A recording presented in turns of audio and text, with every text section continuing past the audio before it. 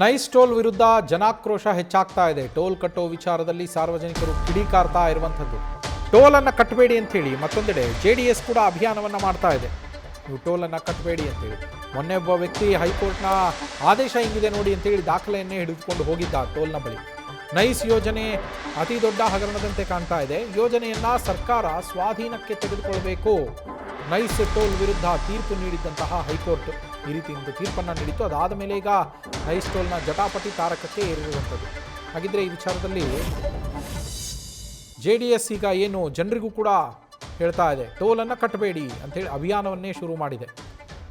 ಇದೇ nice toll ಏನು ಗಮನಿಸ್ತಾ ಇದ್ದೀರಾ, ಇದೇ ನೈಸ್ ಟೋಲ್ ಬಳಿ ಮೊನ್ನೆ ಒಬ್ಬ ಬೈಕ್ ಸವಾರ ಹೈಕೋರ್ಟ್ನ ಪ್ರತಿಯನ್ನೇ ಹಿಡಿದುಕೊಂಡು ಹೋಗಿದ್ದ. ಆ ಆದೇಶದ ಪ್ರತಿಯನ್ನು ಹಿಡಿದುಕೊಂಡು ಟೋಲ್ ಕಟ್ಟಬೇಡಿ ಅಂತೇಳಿ ಹೈಕೋರ್ಟೇ ಹೇಳ್ತಾ ಇದೆ, ನೀವು ಹೆಂಗೆ ಟೋಲ್ ವಸೂಲಿ ಮಾಡ್ತೀರಾ ಅಂಥೇಳಿ ಅಲ್ಲಿ ಟೋಲ್ ಕಲೆಕ್ಟರ್ಸ್ ಏನಿದ್ರು, ಟೋಲ್ ಬಿಲ್ ಕಲೆಕ್ಟರ್ಸ್, ಅವರ ಜೊತೆಯಲ್ಲಿ ವಾಗ್ವಾದಕ್ಕೆ ಇಳಿದಿದ್ದ. ಗಲಾಟೆಯೂ ಆಗಿತ್ತು ಆ ಸಂದರ್ಭದಲ್ಲಿ. ಅಲ್ಲಿ ಘಟನಾ ಸ್ಥಳಕ್ಕೆ ಪೊಲೀಸರು ಕೂಡ ಹೋಗಿದ್ದರು. ಇಷ್ಟೆಲ್ಲ ಆಗಿತ್ತು ಅಲ್ಲಿ. ಸದ್ಯ ಈ ಟೋಲ್ ವಿಚಾರದಲ್ಲಿ ಸಾಕಷ್ಟು ಜಟಾಪಟಿಗಳು ನಡೀತಾ ಇದೆ. JDS ಕೂಡ ಪದೇ JDSನ ನಾಯಕರು ಕೂಡ ಈ ಬಗ್ಗೆ ಪ್ರಶ್ನೆ ಮಾಡ್ತಾ ಇದ್ದಾರೆ.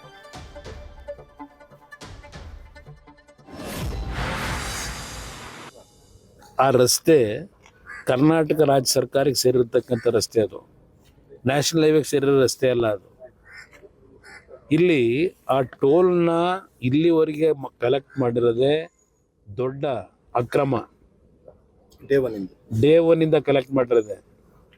2016ರಲ್ಲಿ ಇದೇ ಜಯಚಂದ್ರ ಅವ್ರನ್ನ ಸದನ ಸಮಿತಿ ಅಧ್ಯಕ್ಷರು ಮಾಡಿ ರಿಪೋರ್ಟ್ ಕೊಟ್ರಲ್ಲ. ಏನು ಕೊಟ್ಟಿದ್ದಾರೆ ರಿಪೋರ್ಟು? ಸ್ವಲ್ಪ ಟೈಮ್ ಇದ್ರೆ ಓದಿ ಏನಿದೆ ಅಂತೇಳಿ. ಅವತ್ತೇ ಹೇಳಿದ್ದಾರೆ ಆ ಟೋಲ್ನ ಕಲೆಕ್ಷನ್ ಇಲ್ಲಿವರೆಗೆ ಕಲೆಕ್ಷನ್ ಮಾಡಿದ್ರೆ ಸರ್ಕಾರ ವಸೂಲಿ ಮಾಡಬೇಕು, ಟೋಲ್ ಕಲೆಕ್ಷನ್ ನಿಲ್ಲಿಸಬೇಕು ಅಂತ 2016ರಲ್ಲಿ ಕೊಟ್ಟರು. ಸದನ ಸಮಿತಿ ರಿಪೋರ್ಟು ಇವತ್ತವರೆಗೆ ಇಂಪ್ಲಿಮೆಂಟ್ ಮಾಡಲಿಲ್ಲ. ಮೊನ್ನೆ 27ನೇ ತಾರೀಕು ಜುಲೈ ತಿಂಗಳು ಒಂದು ಆದೇಶ ಬಂದಿದೆ ಸುಪ್ರೀಂ ಹೈಕೋರ್ಟಿಂದ, ಡಬಲ್ ಬೆಂಚಲ್ಲಿ. ಇಲ್ಲಿವರೆಗೆ ಮಾಡಿರ್ತಕ್ಕಂಥದ್ದು ಎಲ್ಲ ಅಕ್ರಮ. ಇದು ಕರ್ನಾಟಕ ರಾಜ್ಯದ ಇತಿಹಾಸದಲ್ಲಿ ಇಂಥ ಒಂದು ಕೆಟ್ಟ ಹಗರಣ ನೋಡ್ಲಿಕ್ಕೆ ಸಾಧ್ಯ ಇಲ್ಲ. ಇದರ ಮೇಲೆ ಸರ್ಕಾರ ತಕ್ಷಣ ಕ್ರಮ ತೆಗೆದುಕೋಬೇಕು. ಟೋಲ್ನ ವಸೂಲಿ ಮಾಡ್ತಿರೋದು ನಿಲ್ಲಿಸಬೇಕು. ಇನ್ನು ಏನು ಮಾಡ್ತಿದೆ ಸರ್ಕಾರ ಅಂತ ಹೇಳಿ ತೀರ್ಪು ಕೊಟ್ಟಿರೋ ಮಾತಾಡಬೇಕಾದ್ರೆ ಯಾವ ಕಾರಣಕ್ಕೋಸ್ಕರವಾಗಿ ಆ ನೈಸ್ ಯೋಜನೆ ವಿರುದ್ಧ ಧ್ವನಿ ಎತ್ತಿದ್ದೀವಿ. ಕೋರ್ಟ್ ಆದೇಶ ಏನು ಕೊಟ್ಟಿದೆ, ಹಿಂದೆ ಎಲ್ಲ ಈ ರಾಜ್ಯದಲ್ಲಿದ್ದಂಥ ಅಧಿಕಾರಿಗಳು, ಇವತ್ತಿನ ಮುಖ್ಯಮಂತ್ರಿ ಇವರೆಲ್ಲ ಸೇರಿ ಆ ಕಂಪ್ನಿಗೆ ರೆಡ್ ಕಾರ್ಪೆಟ್ ಹಾಕಿ ಯಾವ ರೀತಿ ಆ ಕಂಪ್ನಿ ಜೊತೆ ಶಾಮೀಲಾಗಿ ರೈತರನ್ನ ಬೀದಿಗೆ ತಂದಿಟ್ಟರು. 20 ವರ್ಷದಿಂದ ಭೂಮಿ ದುಡ್ಡು ಕೊಟ್ಟಿಲ್ಲ. ಕೋರ್ಟಲ್ಲಿ ಹೇಳ್ತಾರೆ, ಇದೇ KDB ನೈಸ್ ಕಂಪ್ನಿ ಮಾಲೀಕರು, ಈ KDB ಆ್ಯಕ್ಟ್ ಇರೋದೇ ಏನು ನಾವು ಭೂಮಿನ ಅಕ್ವೈರ್ ಮಾಡಿದ ತಕ್ಷಣ ದುಡ್ಡು ಕೊಡಬೇಕು ಅಂತ ಇಲ್ಲ, ಯಾವಾಗ ನಮ್ಮ ಕೈಲಾಗುತ್ತೋ ಕೊಡ್ತೀವಿ, ಅಲ್ಲಿವರೆಗೆ ರೈತರು ಕಾಯಬೇಕು. ಅಂದರೆ ಇವತ್ತು ಏನಾಗಬೇಕು? ನಿವೇಶನಗಳು ಕೂಡ ಕೊಟ್ಟಿಲ್ಲ ಸರ್. ನಿವೇಶನ 4,000 ಕುಟುಂಬಕ್ಕೆ ನಿವೇಶನ ಕೊಡ್ತೀವಿ ಅಂತೇಳಿ ನಿವೇಶನ ಕೊಡಲಿಲ್ಲ. ಇದೆಲ್ಲ ನೋಡೇ ನಾನು ಧ್ವನಿ ಎತ್ತಿದ್ದೀನಪ್ಪ. ನಾನು ಅಭಿವೃದ್ಧಿಗೆ ಕುಂಠಿತ ಮಾಡಬೇಕು ಅಂತಕ್ಕಂಥದ್ದಕ್ಕೆ ನಾನು ಧ್ವನಿ ಎತ್ತಿಲ್ಲ. 27 ವರ್ಷ ಆಯಿತು. ಇನ್ನು ಎಷ್ಟು ವರ್ಷ ಬೇಕು ಬೆಂಗಳೂರು ಮೈಸೂರು ರಸ್ತೆ ಮಾಡೋಕ್ಕೆ? ಈಗಾಗಲೇ ನ್ಯಾಷನಲ್ ಹೈವೇ ಮಾಡೋರಲ್ಲ. ಈ ರಸ್ತೆ ಎಷ್ಟು ವರ್ಷದಲ್ಲಿ ಮಾಡಿದ್ರಿ? ಈಗ ಬೆಂಗಳೂರು ಟು ಮೈಸೂರು ಈಗ ರಸ್ತೆ ಆಗಿದೆ. ಇವರು 95ನೇ ಇಸ್ವಿ ಅದು ಮಾಡೋಕ್ಕೂ ಕಾರಣ ಮಾಯಗಾನಹಳ್ಳಿ ಹತ್ರ 84ನೇ ಇಸ್ವಿನಲ್ಲಿ ಯಾವೊಂದು ಮಕ್ಕಳು ಬಸ್ ಆಕ್ಸಿಡೆಂಟ್ ಆಗಿ 8 ಮಕ್ಕಳು ತೀರ್ಕೊಂಡು ಹೋದ್ರಲ್ಲಿ. ಆ ಹಿನ್ನೆಲೆಯಲ್ಲಿ ದೇವೇಗೌಡರು ಈ ರಸ್ತೆ ಒಂದು ದೊಡ್ಡ ರಸ್ತೆ ಆಗಬೇಕು ಅಂತ ತೀರ್ಮಾನ ತಗೊಂಡಿದ್ದು, ಜನಕ್ಕೆ ಒಳ್ಳೇದು ಮಾಡಬೇಕು ಅಂತ ಹೇಳಿ. ಆಮೇಲೆ ಬಂದಂತ ನೀವೇನು ಮಾಡ್ತಾ ಹೋದ್ರಿ? ಆ BMICP ಅಧ್ಯಕ್ಷನೇ ಈಗಿನ ಮುಖ್ಯಮಂತ್ರಿ ಆಗ 20,000 ಎಕರೆಗೆ 1,75,000 ಎಕರೆ ಅಕ್ವೈರ್ ಮಾಡಿ ಪ್ರತಿಯೊಂದಕ್ಕೂ ರೈತರು ಅಲ್ಲಿ ಹೋಗಿ ಅರ್ಜಿ ಹಾಕೊಂಡು ನಿಂತ್ಕೋಬೇಕಾಗಿತ್ತು. ಇದೆಲ್ಲ ಮಾಡಿದಾರ್ಯಾರಪ್ಪ? ನಮ್ಮ ಪ್ರತಿನಿಧಿ ಮಂಜುನಾಥ್ ಲೈವ್ನಲ್ಲಿ ಜಾಯ್ನ್ ಆಗಿದ್ದಾರೆ. ಮಂಜುನಾಥ್, ಹೈಕೋರ್ಟ್ ಆದೇಶದ ಬೆನ್ನಲ್ಲಿಯೇ ನೈಸ್ ಟೋಲ್ನ ಜಟಾಪಟಿ ಜೋರಾಗಿರುವಂಥದ್ದು. ಟೋಲ್ ಕಟ್ಟಬೇಡಿ ಅಂತ ಹೇಳಿ ಇದೀಗ JDS ಕೂಡ ಅಭಿಯಾನಕ್ಕೆ ಮುಂದಾಗಿದೆ. ಏನೆಲ್ಲ ತಯಾರಿಗಳನ್ನು ಮಾಡಿಕೊಳ್ತಾ ಇರುವಂಥದ್ದು? ಮುಂದಿನ ಹೋರಾಟ ಯಾವ ರೀತಿಯಲ್ಲಿ ಪ್ಲಾನ್ ಮಾಡ್ತಾ ಇದೆ JDS?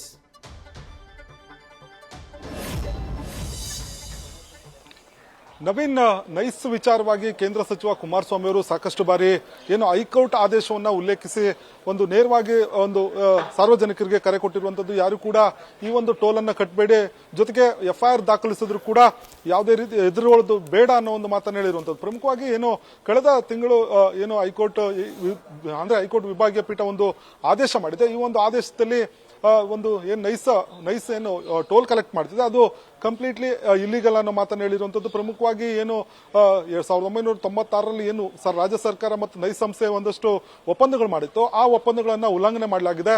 ಜೊತೆಗೆ ಟೌನ್ಶಿಪ್ಗಳನ್ನು ಕೂಡ ಮಾಡಲಿಲ್ಲ. ಜೊತೆಗೆ ಸಾಕಷ್ಟು ಏನು ಪ್ರೈಮರಿ ಒಂದು ನಿಯಮಗಳೇನಿದೆ ಅದನ್ನ ಉಲ್ಲಂಘನೆ ಮಾಡಿರುವಂತದ್ದು ಕಂಡು ಬಂದಿದೆ. ಹಾಗಾಗಿ ಈ ಒಂದು ಟೋಲ್ ಸಂಗ್ರಹ ಮಾಡೋದು ಕಾನೂನು ಬಾಹಿರ ಅನ್ನೋ ಒಂದು ಆದೇಶವನ್ನು ಮಾಡಿತ್ತು. ಹಾಗಾಗಿ ಕುಮಾರಸ್ವಾಮಿ ಅವರು ಸ್ಪಷ್ಟವಾಗಿ ಒಂದು ಆದೇಶವನ್ನ ರಾಜ್ಯದ ಜನರಿಗೆ ತಿಳಿಸುವಂತ ಕೆಲಸವನ್ನ ಮಾಡಿದ್ರು. ಜೊತೆಗೆ ಯಾರು ಕೂಡ ಒಂದು ಟೋಲ್ಗೆ ಹಣವನ್ನು ಕಟ್ಟಬೇಡಿ ಅನ್ನೋ ಒಂದು ಕರೆಯನ್ನು ಕೂಡ ಕೊಟ್ಟಿರುವಂತದ್ದು. ಮೊನ್ನೆ ಕೂಡ ಕುಮಾರಸ್ವಾಮಿ ಅವರು ನೇರವಾಗಿ ರಾಜ್ಯದ ಜನರಿಗೆ ಮತ್ತು ಆ ರಸ್ತೆಯಲ್ಲಿ ಓಡಾಡುವಂತ ಸಾರ್ವಜನಿಕರಿಗೆ ಯಾರು ಕೂಡ ಟೋಲ್ ಅನ್ನ ಕಟ್ಟೋದು ಬೇಡ, ಯಾಕಂದ್ರೆ ಈಗಾಗಲೇ ಹೈಕೋರ್ಟ್ ಸ್ಪಷ್ಟವಾಗಿ ಹೇಳಿದೆ ಅನ್ನೋ ಮಾತನ್ನು ಹೇಳಿದ್ರು.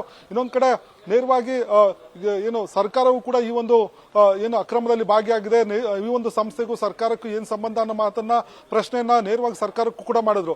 ಜೊತೆಗೆ CM DK ಶಿವಕುಮಾರ್ ಅವರಿಗೂ ಕೂಡ ಪತ್ರ ಬರೆದು ಹೈಕೋರ್ಟ್ ಆದೇಶವನ್ನು ಉಲ್ಲೇಖಿಸಿ ಹೈಕೋರ್ಟ್ ಈಗಾಗಲೇ ಇಲ್ಲಿಗಲ್ ಆಗಿ ಕಲೆಕ್ಟ್ ಮಾಡ್ತಿರುವಂತ ಟೋಲ್ ಅನ್ನು ನಿಲ್ಲಿಸಿ ಅನ್ನೋ ಒಂದು ಮಾತನ್ನ ಹೇಳಿದೆ. ಹಾಗಾಗಿ ರಾಜ್ಯ ಸರ್ಕಾರ ಕ್ರಮ ತೆಗೆದುಕೊಳ್ಬೇಕು ಅನ್ನೋ ಪತ್ರವನ್ನು ಕೂಡ ಬರೆದು CM ಅವರಿಗೆ ಕೂಡ ಮನವಿ ಮಾಡಿದ್ರು. ಆದ್ರೆ ಇಲ್ಲಿವರೆಗೂ ಕೂಡ ಯಾವುದೇ ಪ್ರತಿಕ್ರಿಯೆ ಕೂಡ ಬಂದಿಲ್ಲ. ಇನ್ನೊಂದ್ ಕಡೆ ಏನು ಕೇಂದ್ರ ಸಚಿವರಾಗಿದ್ದ ಕುಮಾರಸ್ವಾಮಿ ಅವರ ಮಾತಿಗೆ ಕಾಂಗ್ರೆಸ್ ನಾಯಕರು ಕೂಡ ಸಾಕಷ್ಟು ಟೀಕೆಯನ್ನು ವ್ಯಕ್ತಪಡಿಸ್ತಾ ಇದ್ದಾರೆ.